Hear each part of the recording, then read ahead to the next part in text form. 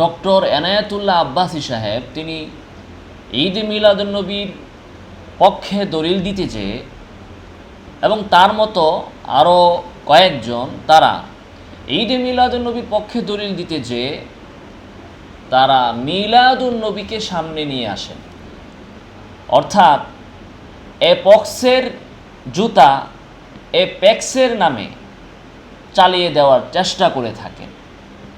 এক হচ্ছে মিলাদুন্নবী, রাসূলের জন্ম, এটা নিয়ে তো কারো কোনো সমস্যা বা কোনো অভিযোগ বা কোনো আপত্তি থাকার কথাই নয়। রাসূলুল্লাহ সাল্লাল্লাহু আলাইহি ওয়াসাল্লামের জন্ম এটা যে অস্বীকার করবে সে কাফের। কেন? কেউ যদি ফেরাউনের জন্ম অস্বীকার করে যে মুসা আলাইহিসসালাতু ওয়াসসালামের সাথে ফেরাউন ছিল, তাহলেও তো সে কাফের, কারণ ফেরাউনের অস্তিত্ব কোরআন দ্বারা প্রমাণিত।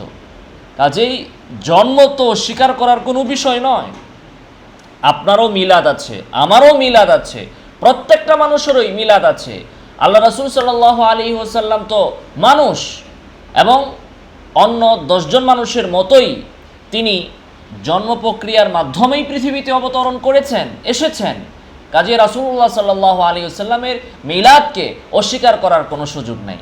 তো আব্বাসী সাহেবরা এখানে যে গোজামিলটা দেন এবং জাতিকে বিভ্রান্তির ভিতরে ফেলেন, তারা বলেন যে ঈদে মিলাদুন্নবী মুস্তাহাব, সওয়াবের কাজ, মিলাদুন্নবীকে যে অস্বীকার করবে সে কাফের।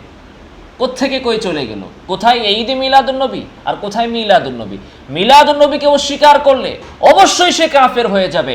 আমরাও বলি, পৃথিবীর প্রত্যেকটা মানুষই বলবে।